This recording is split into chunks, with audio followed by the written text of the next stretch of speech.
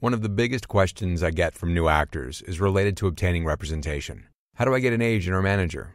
Unfortunately, there are no direct answers. Some people are lucky and meet the right people at the right time. Others might go years without any representation at all. So whether you land an agent or not, the best strategy, first, last, and always, is to be your own agent and manager. There are several resources online to help you understand the difference between a manager and an agent. In layman's terms, an agent is more official and will help with legal issues, such as negotiating rates or verifying contracts. A manager takes a more intimate, ground-level approach, helping make strategic and tactical decisions about your career. Here are some tips on doing those jobs well for yourself. 1. Your first job is as a voiceover actor. Early on, you need to take advantage of opportunities that will help develop your acting and VO skills. You should take non- or low-paying jobs to build your resume, potentially add to your demos, and gain exposure to industry professionals. Like an athlete, you need to be constantly developing your muscles or your voiceover technique by taking on as many opportunities as you can. This includes both auditions and gigs. And when you get those opportunities, present yourself as a professional and always be prepared for an optimal performance. 2.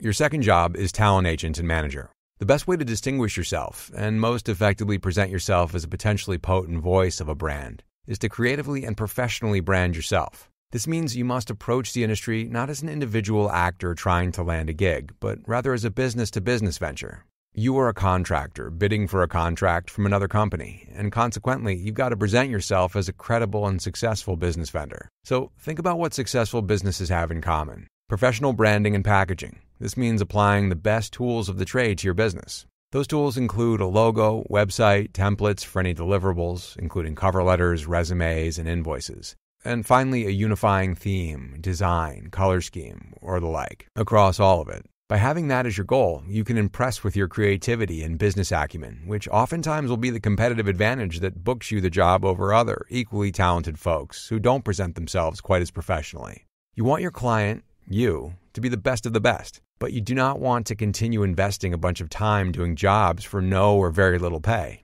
The talent agent, manager, and you will decide when you have had enough exposure and free lunches and are ready to take it to the next level. Here are some ideas to get after it.